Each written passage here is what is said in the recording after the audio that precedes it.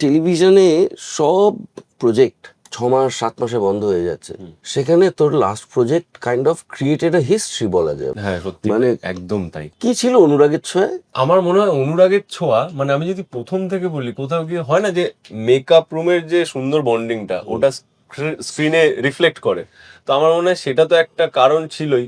আর যেটা হয় কোঅর্ডিনেট করে, মানে পুরো জিনিসটাই আর কি একটা খাপে খাপ হওয়া, মানে ওই ব্যাপারটা হয়ে গিয়েছিল এবং মানুষ সেটাকে খুব ভালোবেসেছিল আর কি, প্রত্যেকটা ক্যারেক্টারকে শুরু থেকে ভালোবেসেছিল। তুমি বললে এই সময় দাঁড়িয়ে 4 বছরের একটা প্রজেক্ট, এবং যেটা ইন্ডিয়াতে টপ 10-এ ছিল, যেটা 1 বছরের বেশি বেঙ্গল টপার ছিল, যেটা সাউথ আফ্রিকাতে স্টার লাইফ আফ্রিকাতে ডাবিং করে ইংলিশে চলতো।